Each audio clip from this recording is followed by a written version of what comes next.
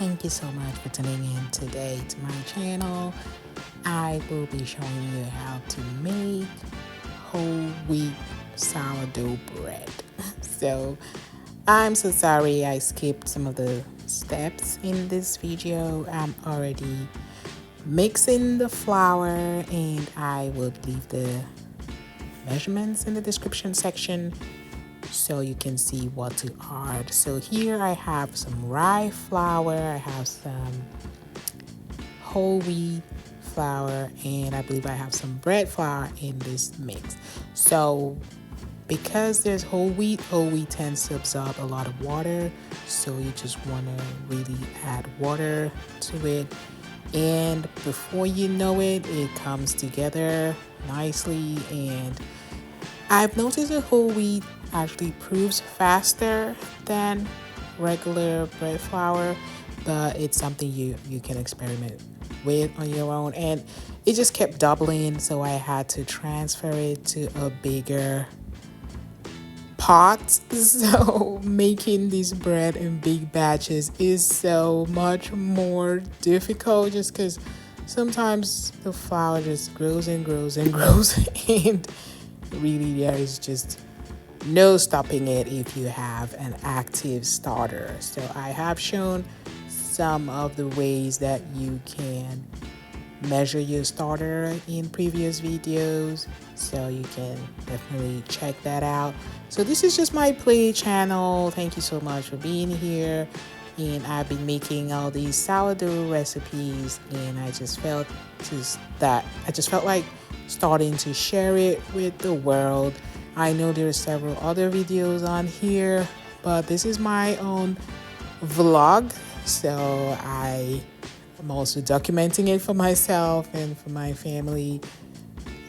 So thank you so much for watching, and feel free to leave me any tips because I'm not an expert on sourdough just yet. I did start close to 9 months ago. I believe it was in March. That's when I made my starter, and it's just been very active, very healthy, and it's been working just fine. And I've made several loaves now. I tend to gravitate towards whole wheat flour just because it's so easy to work with, and the oven spring is greater for me with whole wheat flour. So I'm just excited all the time to make this, and I just like the sour taste of it. It is more sour than white flour. So if you're somebody that definitely wants to get in more fiber with your bread, then look into using more whole wheat for your sourdough recipes. So you can just see this was nicely fermented, so the flour is very stretchy and very ready for shaping. So this is just a fun part for me, and I like to be very generous with the flour just because my bread was really hydrated, so I'm able to add flour sparingly, and you can see the bubbles there. So this is ready. It definitely is ready. So I'm just gonna go ahead and split the bread into two because I'm making two jumbo loaves. I got this pan off of Amazon. It is really big, and usually people buy 9x5 loaf tins, but this is a 13x5, so it's almost a double the regular loaf tin sizes. So if you wanted to make really big loaves, then you should look into using these bigger pans just because you'll be able to get more for your buck. So just the oven time, all these electric bills, they do add up. So you just want to be able to make more bread within a short time, and these jumbo loaves, they really worked well for me.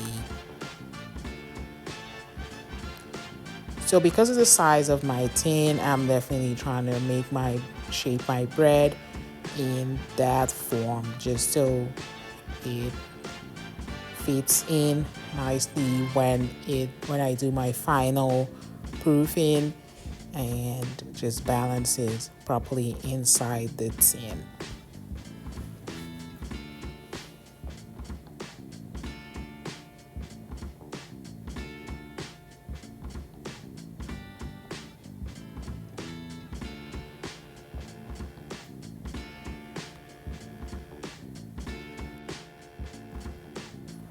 So I'm just going on here to continue the shaping process. So I will be adding the bread into the jumbo tins. So like I said, it is a 13 by 5-inch tin, and it is actually a non-stick tin, and you will find some of the steel tins. They are really good for baking bread.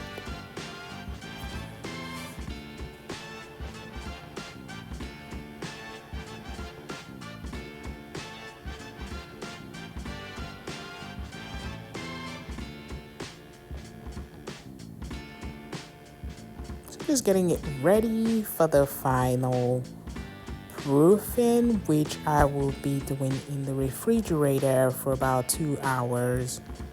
And some people just go ahead and bake directly. I haven't really experimented with that before. I usually allow it to do a final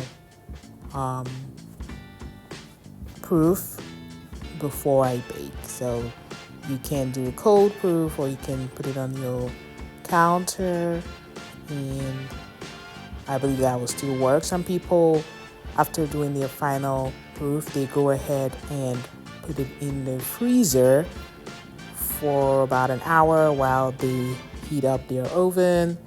I have tried that before. I did not really notice a big difference when it came to oven spring. So it's just a relative thing people do. Like it just depends. You can experiment around. So with sourdough, there is really no hard and fast rule. Some people swear by certain techniques. Other people do not apply those techniques and still get good results. So you just have to experiment. The more you bake, the better you get at it. So definitely do not get discouraged. It does seem like rocket science in the beginning, I'm not gonna lie, but after a while you just get a hang of it and you'll be fine. So as you can see, this tins are really big, and I went ahead to do my final proofing, and as you can see now, I am ready to bake, and it's already almost nighttime, and I am ready. So first of all, I would be doing my scoring, and I use this knife. It has some jagged edges that work very well to enable me achieve some really nice designs. So it just, I make a 1-inch cut. So this one, I don't know if I did it very well because it wasn't just that great, but you can just do different designs. There are several techniques that people use on here. People actually use a lame to score their bread, not like a knife like I'm doing here. But I just didn't think I needed to invest in a lame. I feel this one does the job quite well, and it just depends on what you are going for. You can achieve that with a knife like this. As long as you're able to get those 1-inch cuts, you will be fine. So I'm just showing my bread here in the oven. So I did bake it with some other pumpkin loaves, which I would show in a different video. And this is how it turned out. And I asked my son to do a video. And yeah, my little one, you would see part of his hand in the video. But it did turn out really nice and sour and just delicious. I hope you enjoyed this video. Thanks for watching. Bye.